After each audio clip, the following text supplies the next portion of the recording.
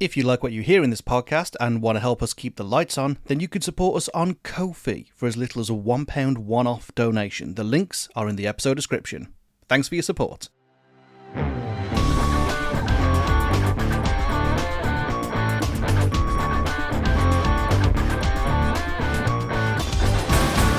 This is Skip, the podcast where we tell you, in our opinion, which albums are truly unskippable and which ones belong in the skip. I'm Mike.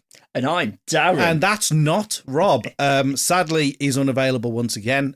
So I've roped in the ghost of Podcast Past. Hello. Which is a joke he recorded me. For a bit you'll never hear. It's going to go in the vaults and you'll never hear it. Michael, there is not a podcast you could make where I won't find my way onto it eventually. I've done it before. I'll do it again. Come back. For those who don't know, because there are people that listen to this that are not familiar with our previous work.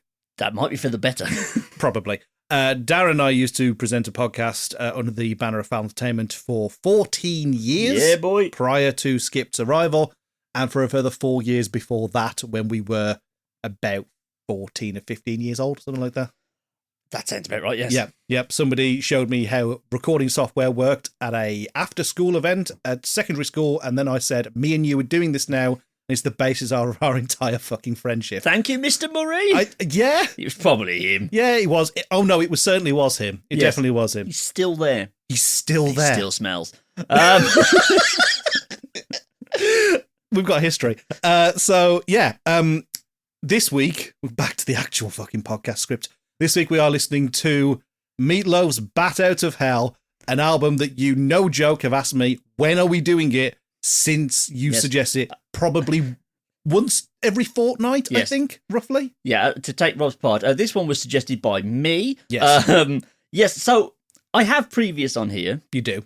I have listened to every episode.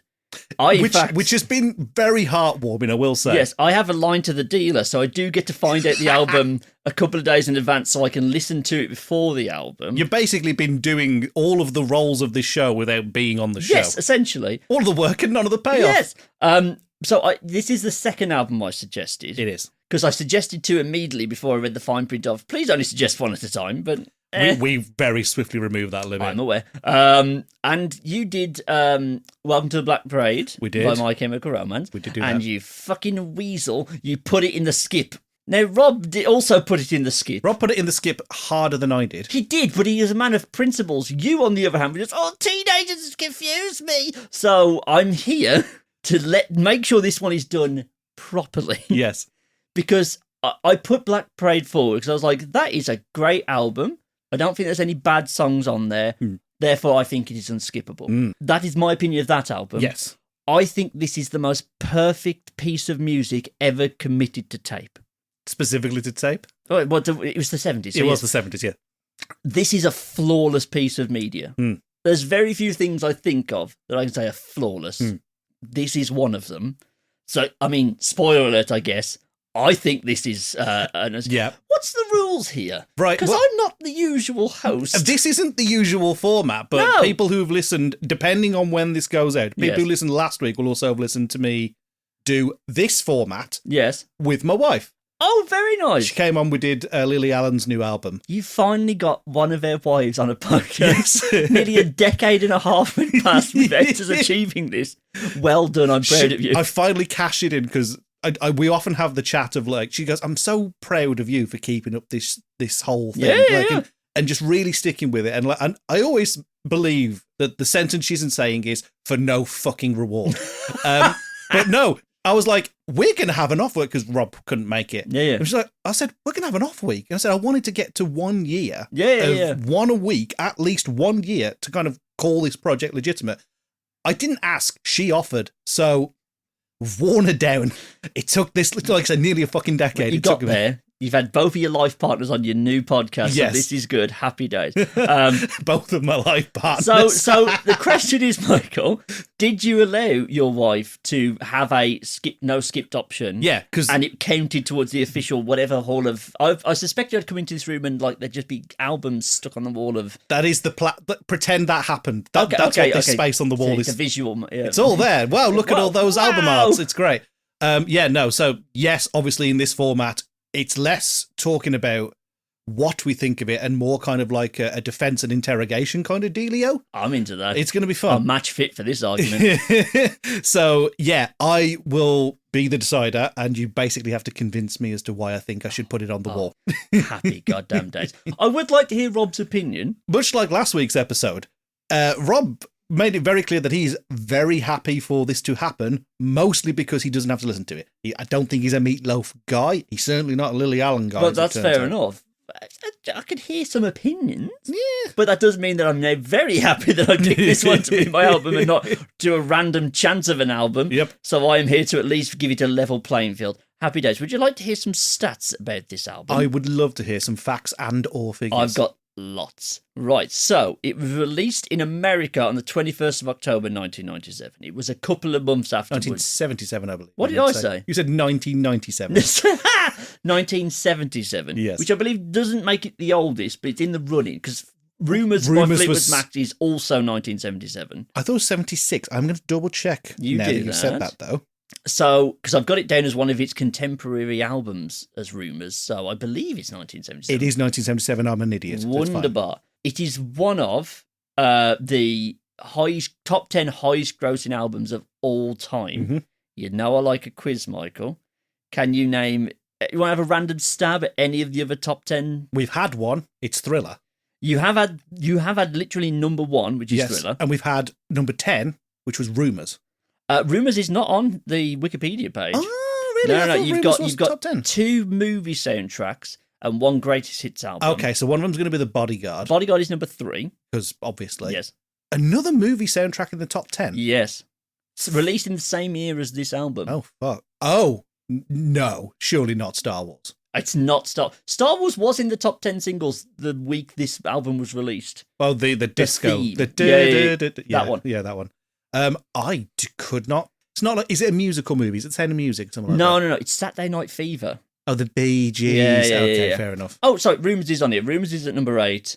8, okay. Of course, the big one, Shania Twain, Come On Over from 1997 is number 7. That is the Man I Feel Like a Woman. Yes. You've got the the Eagles, Hotel California, and the Eagles, The Greatest Hits. Dark Side of the Moon, which you've also had. Oh, yeah. And then Back in Black by AC/DC is number 2. Surely that's on the list. There's a lot more people in Australia than I considered. Hey ho. This is the Bat Out of Hell highest selling album in Australian history. Full stop. Not even one of their own. No. Number 1. I really should have structured this more. Right. Released 21st of October 1977.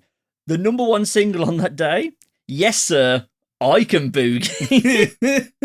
Other top 10 hits that day. Yep. Rocking All Over the World by Status Quo. Oh, wow. And Black Betty by Ram Jam. It wasn't good.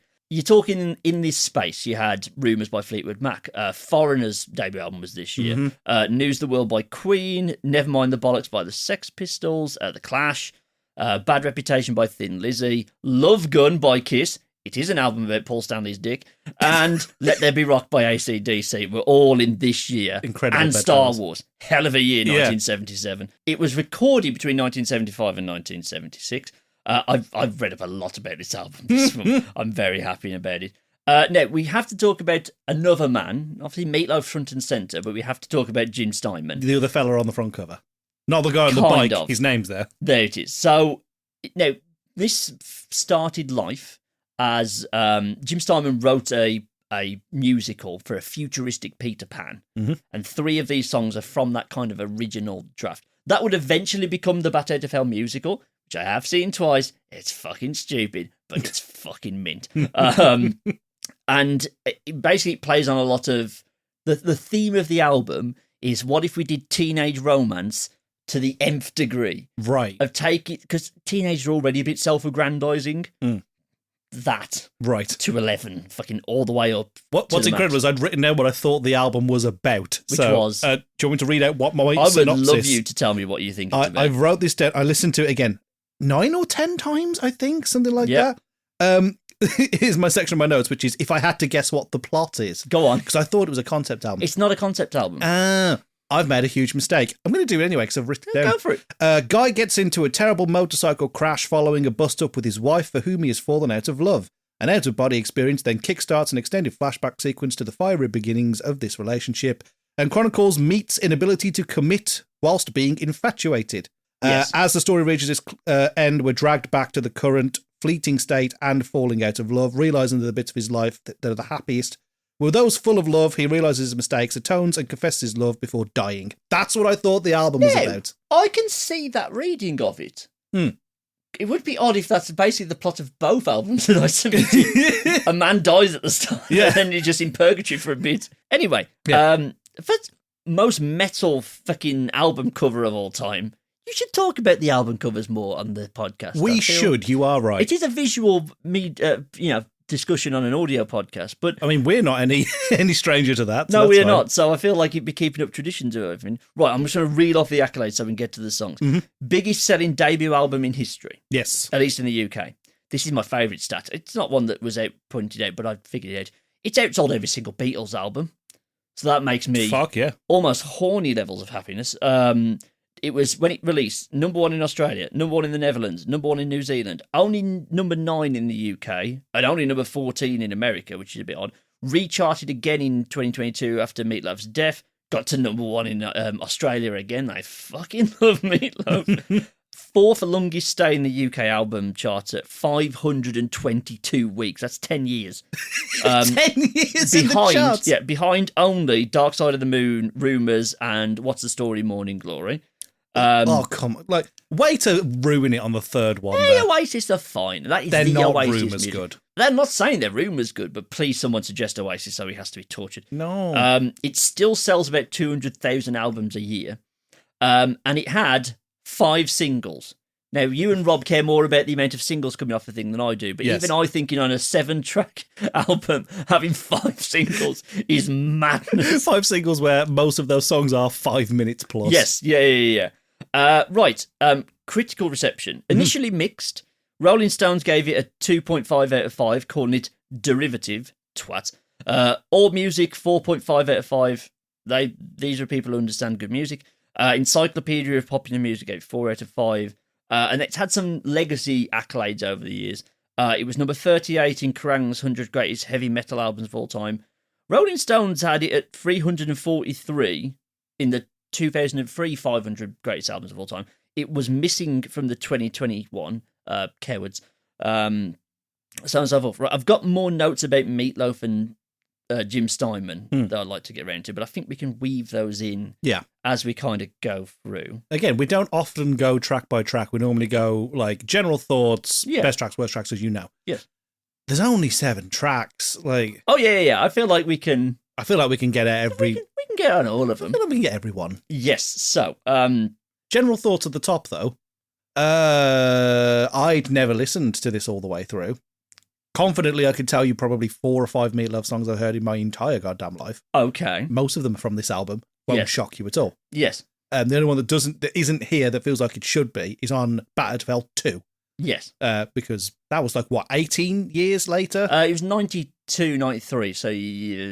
One of my favourite things about the bit that we recorded that nobody will ever hear was you say that this album requires a blood sacrifice. That is true. So... I recorded a bit when we recorded our end of year podcast because I was intending this to be like an added intro for your eventual review of this album. And I pointed out that it's an album so good it requires a blood sacrifice. That is because I saw that blood sacrifice happen in real time. I had an amazing weekend in the mid-2010s where on the Saturday I went to watch Walking with Dinosaurs, the Arena Spectacular in highbrow art. Oh, very much so. And then I saw Meat Loaf at Warwick Castle, the exact right venue to see Meat Loaf in. And, he was in his 60s, I think, by this point, so well past it. But say this about Meat Loaf, and I'll say it again, ladies and gentlemen, he didn't fucking half-arse anything. So he gave it everything and was basically on the verge of death, I think, by the end. So I watched Walking with Dinosaurs on Saturday and then Singing with Dinosaurs on the Sunday. But that's how big of an album it is. It's a lot, and it clearly took a toll on the man. I didn't realise how much of your story of that is actually active lore. Apparently, after the tour for this album, he tore up his vocal cords so bad, he had to stop singing. He's had a mad life.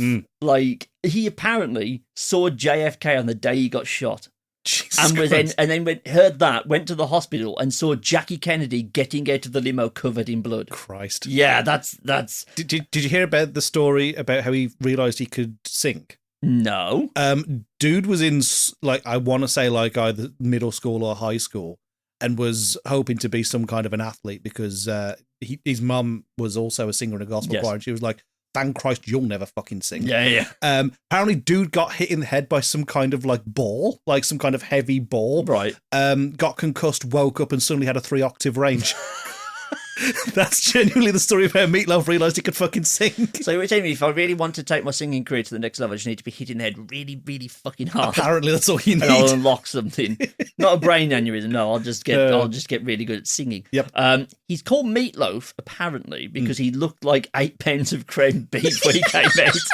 He was bright red for 3 days. Jesus. So they called him Meat, and then he got Meatloaf because his initials he's Marvin Lee Aday. So ML Meatloaf. He gained weight to avoid the Vietnam draft. This guy had a life. It's a Homer Simpson scheme if ever I fucking heard one. Yeah. He understudied John Belushi on the National Lampoon tour. That I do know because one of the things I was thinking about when we were going through the tracks, and I was going, you know what this reminds me of? This reminds me of the musical Hair. And then, like, you read up and he's like, oh, yeah, that's where he met Jim Steinman. You're like, oh, okay, this makes a lot of sense. And he was in the original Rocky Horror in America, not the original. This is part of my fucking contention with this because you don't like the Rocky Horror Show. I fucking detest the Rocky Horror Show. This could not For one scene only. Oh. It is brilliant. And that is when my boy comes out on a fucking motorcycle to grab that godforsaken piece of shit by the neck and shake it for 5 minutes, make it good, and then die. Because our friend Sarah sold this movie to me as Meatloaf's in it for one song. For one goddamn song. And it's the best 5 minutes of the entire movie, and then he just falls off a goddamn cliff when Tim Curry kills him. This could not be closer to what's going on in the Rocky Horror Show. The conceptual kind of musical roots of both Bat Out of Hell and the Rocky Horror Show take 60s pop tropes and make them sexy and edgy. Yes. They're both doing the same fucking thing. Why do you not like this one but love this one? I don't get it. Jim Steinman. Okay. That is the reason this The lyricism works. Specifically. Yes. Okay. That man is a goddamn genius, right? And it's genuinely sad. He wanted it to be double billed as Meatloaf and Jim Steinman's Bat Out of Hell. Because Meat's singing, but Jim Steinman's basically putting together everything else. He wrote every word of every song and every note of every fucking music, right? That didn't happen. They said, no, Meatloaf's the star. You can be on the back cover. That's all you're getting. And it led to this. They have a very fractious relationship over the years. Like, because film doesn't have this problem. De Niro and Scorsese both have equal level of reverence for the films that they made together. Yeah. I don't feel that's the same in the music world. Now, again, I'm not a music person, as I've said many times before in our old podcast. I have a room temperature appreciation of music. So maybe in like people who care about these things know the producers' names, follow their careers equally as much as they follow the singers. But I don't feel that's the case. So I can kind of see why Simon's annoyed that, like, well, if I don't get to have that top billing, I did most of the work here. Yes, I found the charismatic frontman to do all the goddamn singing, but I'm the reason it all works. Jim Steinman is a name, I feel. Well, it's because he did write other things. So he wrote... can I make one quick mention of something about Jim Steinman that I love before we actually get into talking about music on this music podcast? He presented... Meat was like, please stop writing 10-minute fucking ballads that are just so complicated for me to do. And Jim went, okay, I'm just going to play this one real quick and see what happens. And he played him on a piano just by himself. I would do anything for love. And by the time he finished, Meatloaf was in floods of tears and went, oh, for fuck's sake. I'm going to have to sing that now. What a man. Excellent. What a lad. Excellent. Right. Michael. Yes. Your favourite songs? Everybody likes Bat Out of Hell from the album Bat Out of Hell. Here's the thing, right? I think the best parts of that are not in the fucking chorus. I think the chorus is and maybe it's overplay, but I don't know. But the first 2 minutes is staggeringly good. Can I level with you? You can. I'm actually so on Bat Out of Hell. That's right. Track. You don't have to impress me. Michael, you were meant to bite. Of course I'm not against Bat Out of Hell. Oh. It's the musical pinnacle of our species. It might actually be the best song ever written. It's not my favourite. It's always been Living on a Prayer. But I can admit... It's always going to be Living on a Prayer. But I go between this and Bohemian Rhapsody why it's actually the best song ever written. And right now, probably because I'm in a Meatloaf mood, I genuinely think this is the greatest song we've ever done as a fucking species. It's fucking flawless. It is everything about Meatloaf in one go. If you need to understand the man, listen to this song. I can see people that say, isn't it a bit gimmicky because of the length and the motorbike noises and all the fucking apocalyptic imagery? No. I'm not going to hear a bad word about the motorbike solo. It's very good. Real quick about that. Another one. Todd Lundgren? Yes. Lundgren? Yeah. The guy, they shipped this Adoptive around. father of Liv Tyler. You can tell I've been reading stuff up. You can. They shipped this around for 2 years to record companies. Like, Meat and Jim would just turn up with a piano and sing it in full for them. Apparently you're supposed to send tapes and they turned up with a fucking keyboard. And he was the producer that said, okay, this can work, paid for it basically himself. And then when, do we need to drop the guitar solo? We've got no one. I'll do it. Learned it in 15 minutes, fucking bats out that, and then pieces out. Yep. So many good people surrounding this album. What a lad. I think it's the best driving song ever written. I will not hear any arguments on that. I think that's a strong statement. It is a strong statement and correct. There's Don't Stop Me Now? No. Radar Love? No. Oh, I like Radar Love. I like both the songs you can say. You're probably going to say Highway Star by Deep Purple as well. Yeah. I like all of those songs. They were all on the Top Gear vote for the best driving song. Christ, were they really? No. Every single one of them. I need to balance this out because that feels too macho. What shall I say? A motorway hates to see me coming when I'm listening to the Hamilton soundtrack. There we go.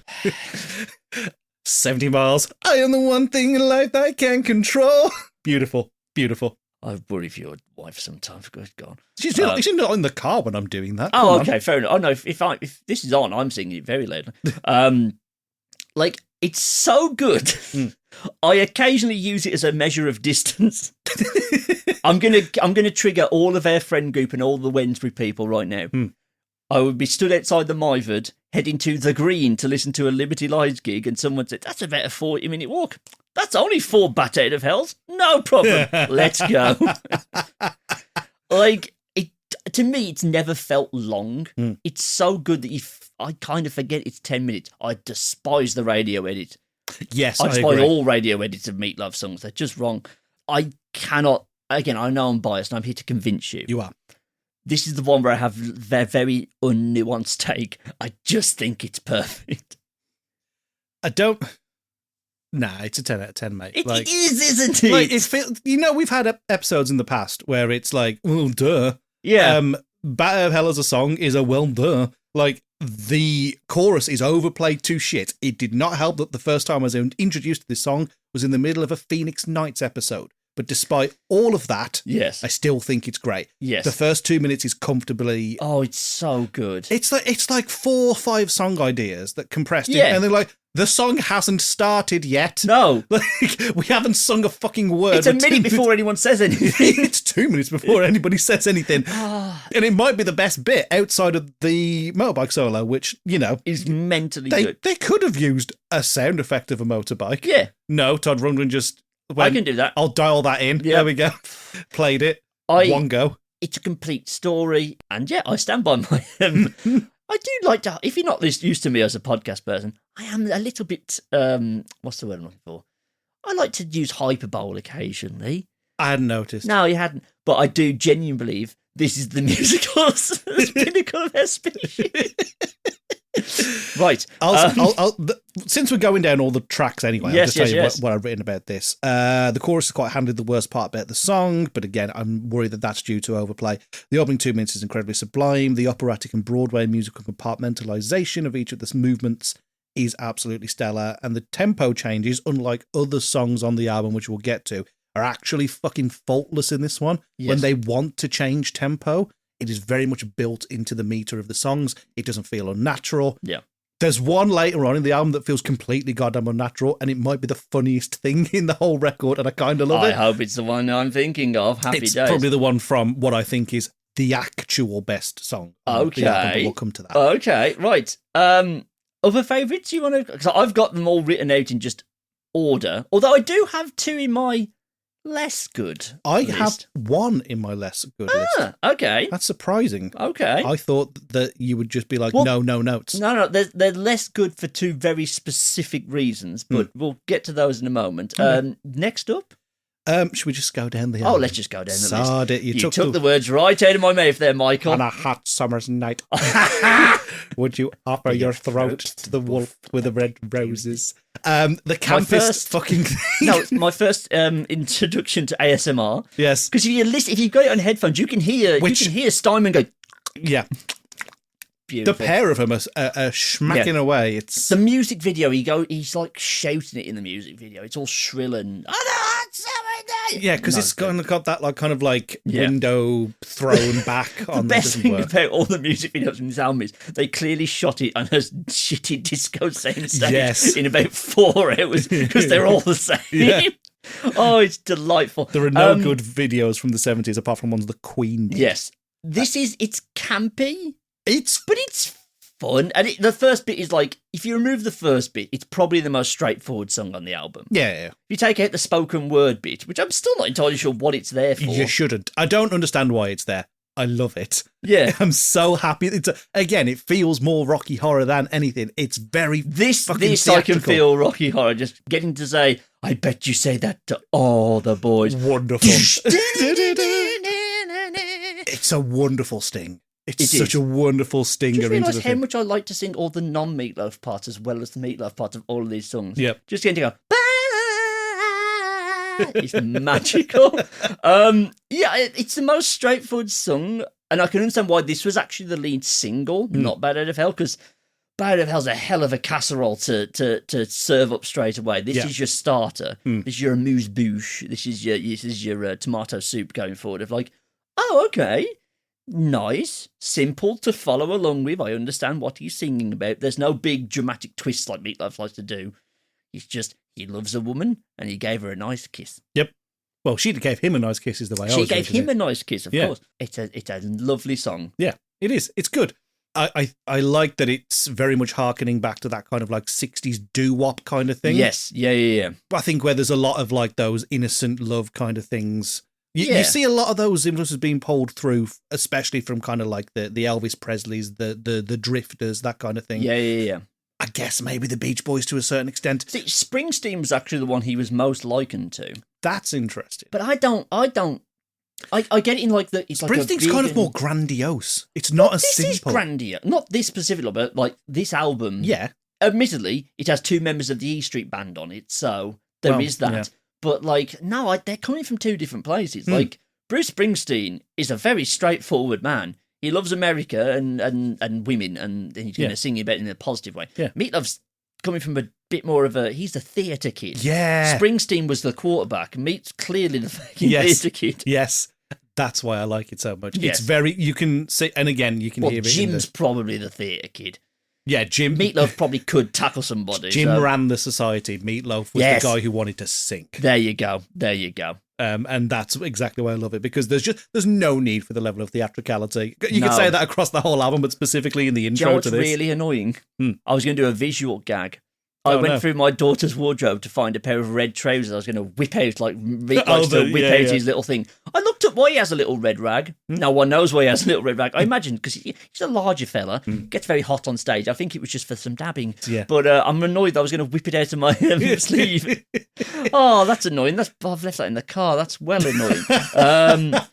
Right. All revved up with no place to go. You would be forgiven for thinking this was the greatest Elton John song never made. Oh, it is very Elton John, isn't it? I could see Elton singing this. Yeah. Especially the way it opens up, that piano-heavy kind of lead-in. Yeah. Works, and you think you're about to hear, I remember when rock was... It would be... Got some sexy sax, I'll give it that. Oh, it certainly has. It's a very strong piano performance in this. The sax, again, it doesn't scream power rock. No. It doesn't scream operatic rock, but it works. This is the thing about this song. So... This was actually my mum's least favourite song on this album. Okay. So a lot of this comes from nostalgia of listening to this in the car. My mum would say the problem with this song is there's just too much build-up. The only good bit is like the last 20 seconds. All of it is just this. Yeah. I think thematically it works for the song, though. Yes. Because it's got that just very steady drum beat in the background, dump, dump, dump, and that feeling of all teenagers have of having like, I want to do stuff, but I've got nowhere to go and I've got no money, and just that kind of. It's an edging song. It's a tribute to edging, is this song. And like, so not to disagree with my own mother, but like, I think it works thematically to give you that build up, to have that ending. I'm trying to do the Todd in the Shadows of like, what is the best 5 seconds of this album? Yeah. And there's multiple fucking options throughout. Yeah. But the end of this song, it might just. Yeah, when it finally kicks into gear, it's the revved up with no place to go. You get to give that big. You just hear that it's the first time you hear the guitar hit the dun dun dun dun dun dun dun. Like, oh, here we fucking go, lads. I find when I'm driving back from home, my voice is not, well, when I've been at home all day, at work all day and talking stuff, I can't do the notes I want to. But I'll be damned if I would rather choke to death in my car than not get to go, oh, it's nothing but a lolly or American man looking for something to do. Oh, it's so good. It's a wonderful little section. The all of it before it is it's weird because with the sax and the kind of like very kind of like pop centric vocals, which is weird for what is essentially halfway to a power ballad. It somehow feels like if George Baker accidentally broke into a David Bowie rehearsal. Yeah, it's like. It's an odd one. There's so many conflicting elements that just don't feel like they should work. Whereas I feel like with Better Hell feels like your showpiece. Yes, yeah. It's your look at everything working at 100% efficiency at all times. The whole fucking macabre affair is happening. Yeah. And this is like, we've got some ideas. Yeah. And we know how we want to end it. Yeah. It's the chain of the situation. When Mick Fleetwood wrote the fucking end. Yeah. It was Lindsey Buckingham who wrote the end. And Mick Fleetwood was like, well, that's going to be the end of the greatest fucking song on this entire album. Work backwards. Yeah.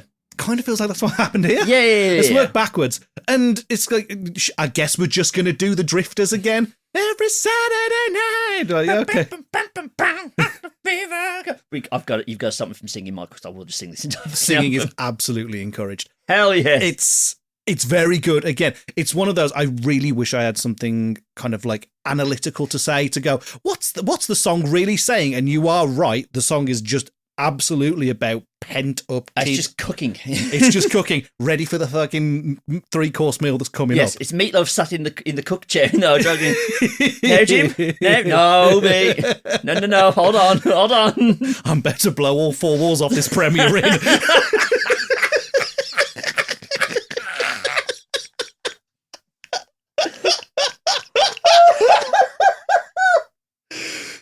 Fucking hell.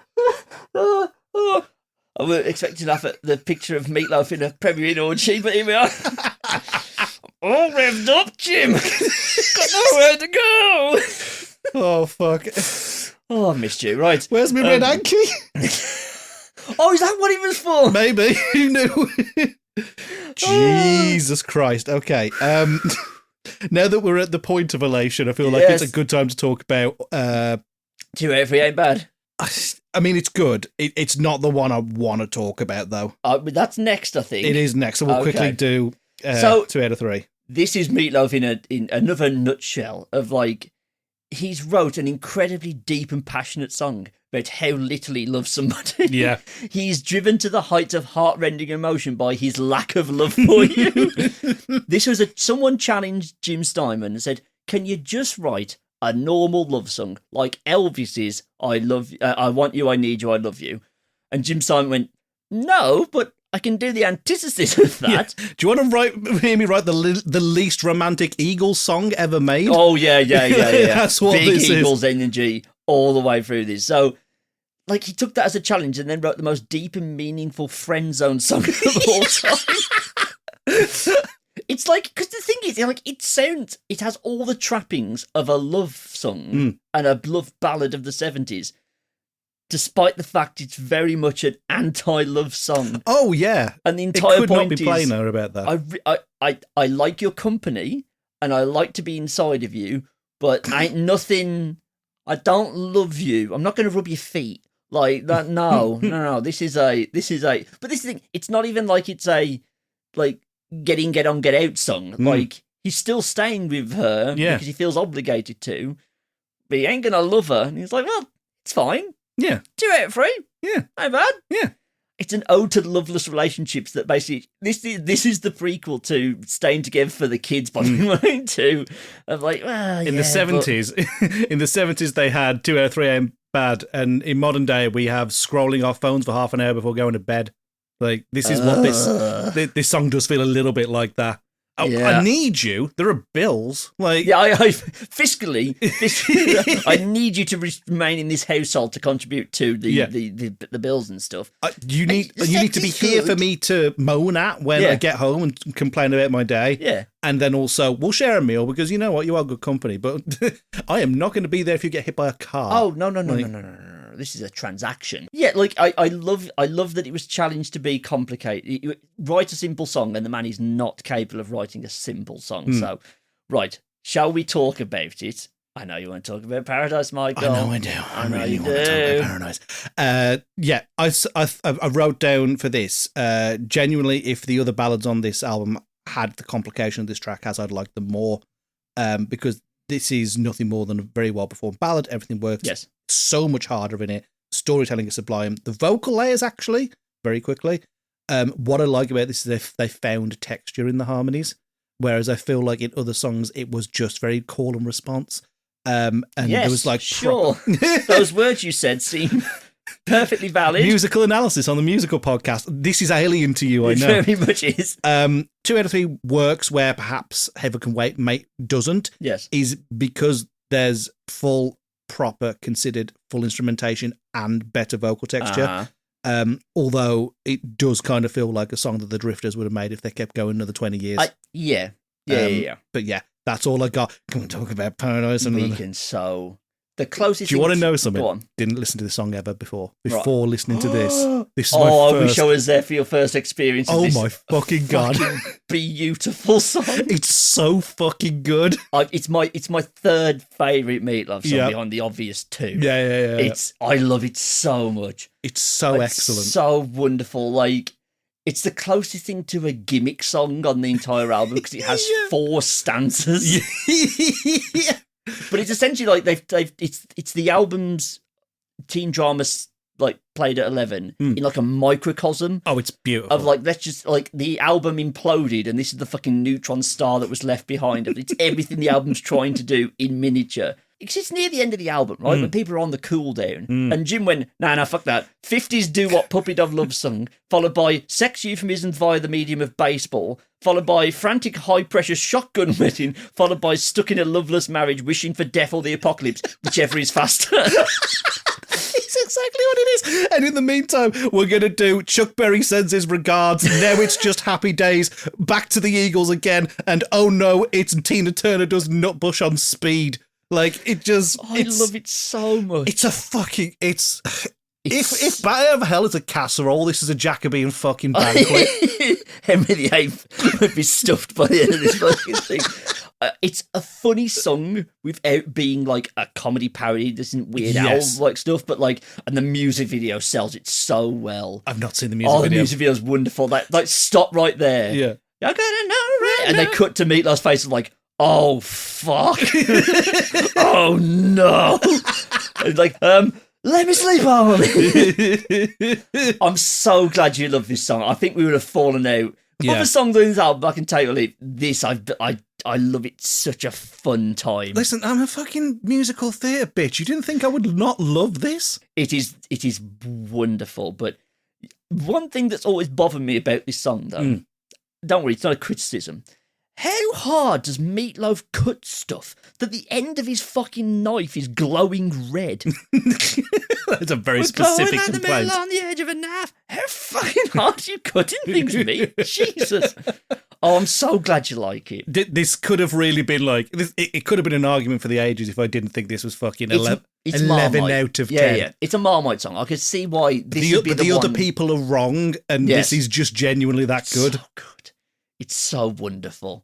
Oh, I get it if you don't like rock music of any fucking description, if you don't like musicals of any fucking description, I can understand you going, this be too much. If you're even remotely into either of those two things, it's like a fucking speedball of a thing. It's like that. That's left curve when we're barely 17. We're going all the way tonight. Go all the way tonight.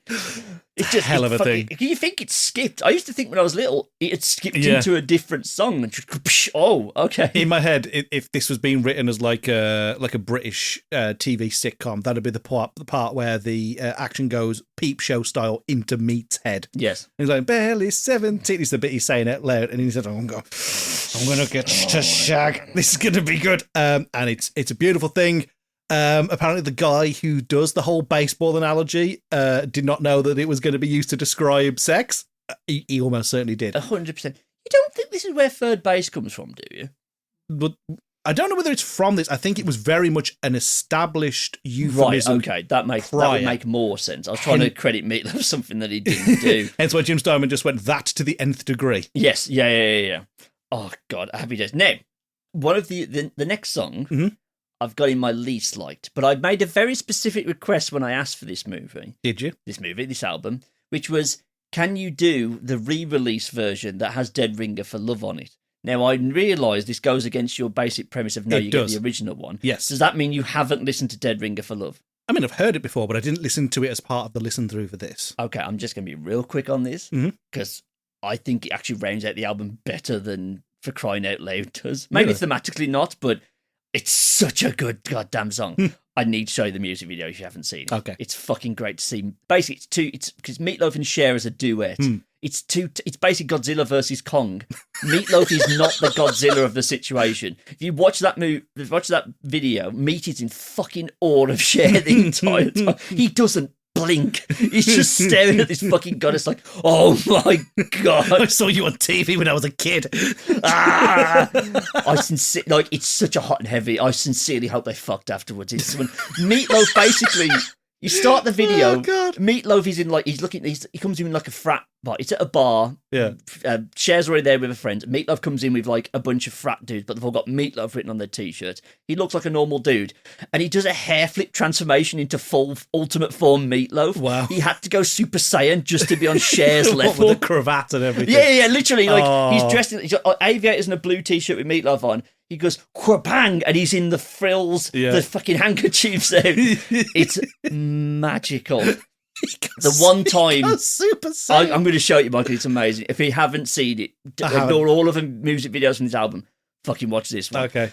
The one time me and my wife did karaoke, we did this, and it was fucking great. I fucking nailed Cher. Yeah, but you couldn't go Super Saiyan. I couldn't. You lack the facilities. No, I didn't. That's why I did the Cher bits. The Cher bits are more fun to sing than the Meatloaf. So your bits. wife produced the handkerchief from the cook chair. She did. It was wonderful. Excellent. It was magical. I got to go, since I'm feeling kind of lonely, my defenses are low. I don't give it a shot. Get ready to go. Oh, yeah. A wonderful thing. Wonderful. And right. and if she didn't walk away at that point, that's when you like lock the shit down. Yeah. This is my wife now. Happy days. Wonderful. So, but that's not the ending of the album. It isn't. That's For Crying Out Loud. It sure is. And this is where I realised, oh, fuck, this whole thing's a flashback. And that's where I'd constructed that narrative. I get that narrative now. You've spelled it out to me, yeah. It's the idea of him going like, oh, I've been a terrible fucking person. Of course I love you, but I'd be dead. Yeah. Genuinely, that's where my head went. Blah, I be dead. I'm sure that's the deep meaning that Jim was trying to get to. I've heard enough of Jim Steinman's lyrics to know that I Be Dead was definitely well within his repertoire. Yeah. No. So, for a 7-track album, and 3 of them are fucking ballads. Can I just double check? Is this in your good pile? Yeah. Oh, okay, carry on. Yeah. When 3 of them are ballads, one of which is the only track on the entire album I have a problem with, which we'll talk about in a minute. Yes. And this kind of falls like in the middle. It's like, I do think that the dynamics of the thing works incredibly fucking well. I think starting off as a piano ballad to call back to the one we haven't talked about yet, to then go into the string section, which we haven't had in the album yet. No. We just decided we were sitting on. All I can think of is that bit from, I think it's a Tenacious D sketch where it's like, dude, I got the fucking London Philharmonic Orchestra. Oh, I was thinking of the Simpsons bit of like, who ordered the London Symphony? Cypress Hill looking at you. Wonderful. So that happens. Yes. And then the full instrumentation and the strings to round the whole thing out. And it still chooses to use the strongest instrument it has in the whole thing, because the last bit is just him bellowing out the fucking title. It's a beautiful fucking thing. It really works. It really works. Again, I have very little notes because I was just enjoying it so much. I don't think it's one of those songs where I think, like with Paradise, I'm like, I just want to talk about how every element of that is working at like fucking 110%, which is a phrase I hate. But with this, that I don't want to call it a vibe because I wasn't vibing out. I was just kind of like going like, when's the bit when I start applauding? Yes. Because it feels like the big finish. This is the thing. I think I have a meta I have a meta thing to say about it, but like actually, I think it is the one song on the album I point and go, maybe a tad long, and it has more endings than the fucking Return of the King. Of like, it keeps you like, okay, that's it now, and oh no, okay, it's still going. As a thematic end to this album in particular, I think it really works. But this is one of only 2 of songs, including the other one we're going to talk about, that hasn't made my massive every song I like playlist. And I was like, when I re-listened to this album for this podcast, I was like, why is that? Go with me on this. Okay. I'm going to make a video game analogy on a fucking music podcast. Here we go. Tap ahead. This song is Assassin's Creed 1. Right. When you played Assassin's Creed 1, you thought, this is a good game. I like everything it's doing. This is brilliant. And then you play Assassin's Creed 2 and go, oh, this is everything that was trying to do, but like better in every way.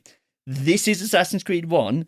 I would do anything for love is Assassin's Creed 2. Yeah. It is the spiritual sequel to this. Yeah. And it is, I mean, to be the lesser than that song is no small thing. But that's on the playlist, and therefore I don't think I need this one. It works better in the context of this album, so I'm not docking points in any way, shape, or form, because that's not fair to say it's not better than something he did fucking 18 years later. But that's why I think it's in the less good pile for me of there's a superior version of this out there. Yes. And it's fucking the last song that played at my wedding, so I'm going to be a little bit more inclined towards that.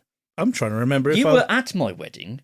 The last song was Aerosmith. I don't want to do a thing because that's the one I'd said. I don't want to do a thing. I don't want to do a thing. The Aerosmith is really fucked off and doesn't fancy playing tonight. Really, I said that one because I was like, oh, but obviously I want it to be I would do anything, but it's 12 minutes long, Rage. We can't do that. I do remember this now. Said, you were on the floor for all 12 minutes. I was, yes. Yeah. Well, because I didn't know it was happening. Rage had gone we'd submitted the list, and then she emailed the guy separately to say, my husband really wants it to be this. He's trying to be good and be fair to everybody, but I want this to be the last song. So even I didn't know it was going to happen.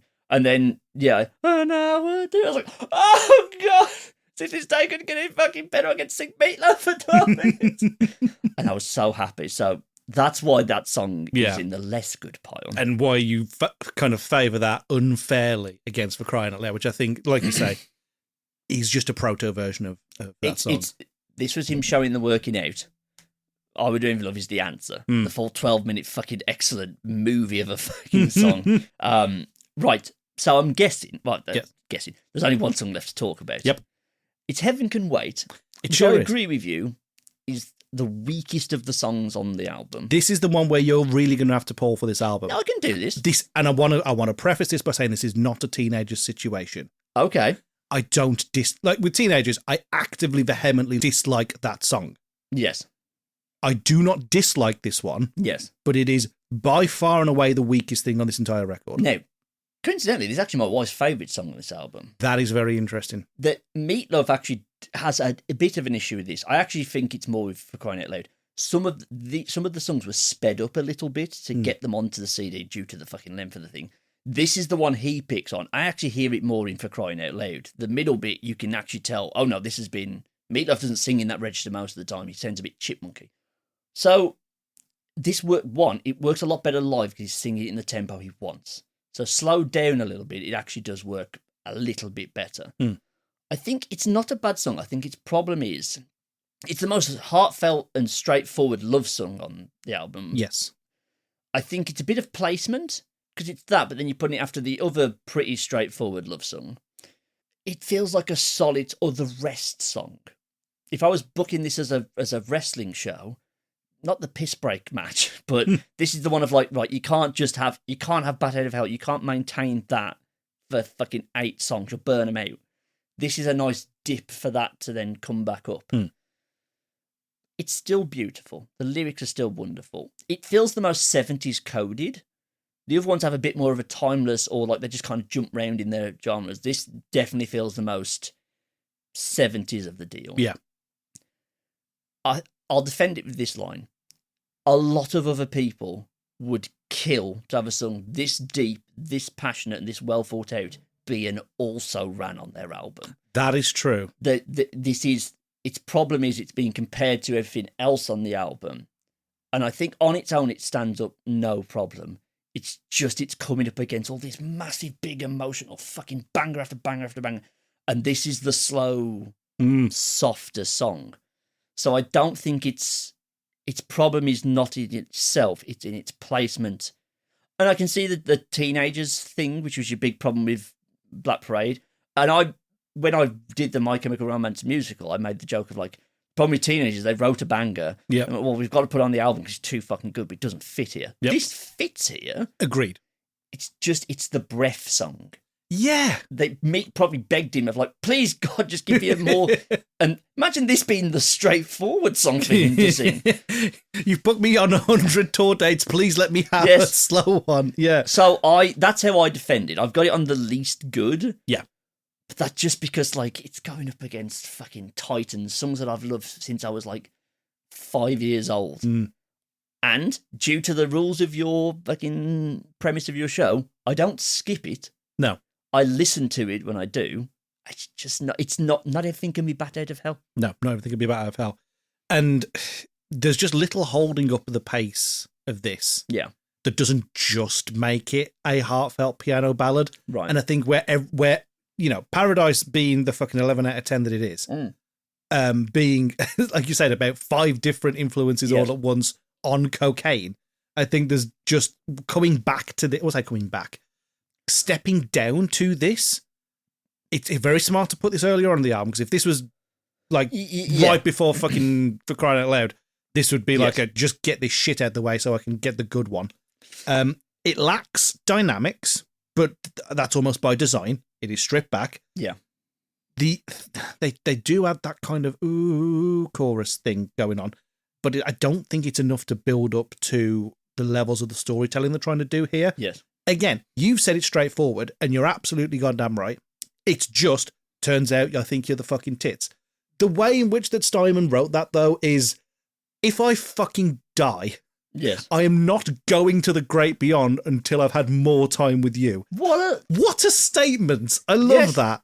It's a very, very good way of saying it. He cannot write a puddle of a song. No. Everything's a fucking iceberg. He cannot do simple. No. Even here. Everything is... Again, it speaks to teenage romance. When you've that first time you get a girlfriend, I mean, we were both well into our 20s before that happened. But that's just us. We're a very specific case. Like that, like the first time you feel love and you get all these emotions. That's why I think it works here. Not every relationship is the big fucking extroverted. I fucking love you. You can still have that deep of emotion and not be extroverted with it. This is the introverted. I love you more than the fucking world and the heavens and everything. So yeah. It's different emotion. It's sure as shit a theatre kid talking about the first time he was able to enjoy somebody's company not at full volume. 100%. And I could not relate more. There you go, Michael. Hopefully that sold it to you. I love, I'm very biased towards the album. In conclusion, I have a lot of wonderful... I didn't even get to mention this one. We were me, my dad and my brother were driving somewhere. My dad was dating someone at the time. One of her sons was in our car. Bat Out of Hell came on. Me and my dad and my brother did the full goddamn thing. And I've never seen a more freaked out person in a car. Of us all, without missing a beat. We didn't even like, shall we start singing this song? All three of us. All of you, straight in. Just... That's a beautiful immediately in the shadows with a gun in his eye and a beer Johnny in the soul. It was wonderful. That sounds magical. Yes, I am deeply tied to this. I do genuinely think I know I've said grandiose things. I think it's unskippable because there's no sameness here. That it jumps around so much. It hits so many different beats, and I think the thing is, I'm a Meatloaf fan, but when I say that, I'm a Bat Out of Hell fan because the man tried for like 40 years. And yes, there's I Would Do Anything for Love, but that's about it. No one has ever got within an arse's roar of what this album's trying to do. That's why it's still selling to this day. I'd make the same argument about Star Wars for people who hadn't seen it. Like, it can't have been this popular for this long without doing stuff very, very fucking right. Are you you go back and look at the top 10 singles, the top 10 albums of that year, or that week, you won't recognise most of them. You're like, who the fuck's that? Are you paraphrasing a Bon Jovi live album? 1 million Bon Jovi fans can't be wrong. I wish I was. I am committed. Like, I've now done my 2 albums. I've got to figure out what I'm going to do next. Yeah. I am a Bon Jovi fan, but I've looked at all the albums, like, I like half of them. You like Slippery When Wet, and that's it. That's about it, yeah. So I might do that for the and you can't have Crossroads because that's cheating. No, I know. Well, because you said no. I nearly got him, ladies and gentlemen. I said, "Can we do movie soundtracks?" And you said yes. So I said, "Say no more. I want the Iron Man 2 soundtrack, please." And you said, "Oh no, actually, that's actually just an AC/DC greatest hits cast in the Iron Man 2." It's a compilation. Yes, but you said soundtrack, and it clearly says Iron Man 2 on the front, so we'll get there eventually. Right, you know my stance on this. I think everybody knows your stance on this at this point in the show. Yeah, brevity's not my strong point. No. Right, but I hopefully have done enough to sell you on this album being unskippable. Maybe I'm pulling the curtain back a bit too much is what I should do here. Uh-huh. At the moment, I am listening to a Queen album for a future episode. Yes. That album contains the greatest song ever written. Oh, is it Bohemian Rhapsody up against Ballad of Hell? Yeah. Oh, no. They're both equally great, I should point that out. But here's the thing, I'm not talking about individual tracks here. I'm talking about the feel of the album. Yes. There's a lot on that album I really enjoy. Yes. I'm feeling very positive about that album. Yes. There is still more 11 out of 10s on Bat Out of Hell. I'm so mad at myself. I think you've actually convinced me. Come on, say it. Say it. Say it. I think that Meatloaf's Bat Out of Hell is unskippable. Yes! Of course it is. Of course it is. Why am I shocked? It's the greatest album ever fucking made. Please go listen to it, everybody. Please. You probably have Meatloaf like, yeah, that guy does that one really long song. Yes, and him. Yes, he is. Go and do it. Him. Oh, I'm so happy. I'm going to tell you right now, if Paradise wasn't here, this would be a much harder sell. Fair enough. I thought that would be up your street. I thought that would get you. It is 100% the thing I'm into. When we got into, we're just going to do porno slap bass and a baseball analogy, I'm like, Jim Steinman is the fucking genius. Is the horny musical fucking theatre nerd that I was at 17 years old, and he just wrote what I would have liked to have done if I was that talented. What a lad. I'm like, fuck. I've won him over, everybody. It's the thing. So happy. I would genuinely, I'm in awe of Paradise, especially. Fucking in awe of it. It's so good. You know what? When you're right, you're right. And you were right. Anyway, so thank you very much for listening, for coming along, and thank you very much for people just indulge us talking about Meatloaf. If you have what you believe to be an unskippable album, and let's be real, my walls have been battered by our 2 guests, so anything's fucking game. Both Lily Allen and Meatloaf getting the unskippable. Yes! It's been a hell of a time.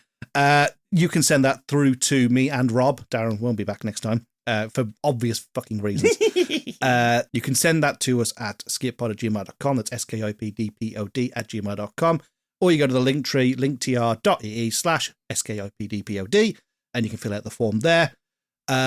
I don't know what's coming. Do I know what's coming up next? You're not here. Like this is going to be a tease for you. Actually, no, it is a tease for you as a member of the audience. I am a member of the audience. I'd say, suggest an album. There is not a 0% chance you might get to come on and personally defend it in front of the judges. Who knows? I mean, remember when, again, movie things on a music podcast. Yes. Remember how Uwe Boll just invited people to box him? Yes. Maybe that's what I should do now. Is that what this is? Maybe. I don't know. You've won, so if I could come on once a year, just defend an album that I like, I'd be okay with that setup. Why not? That'd be wonderful. Why not?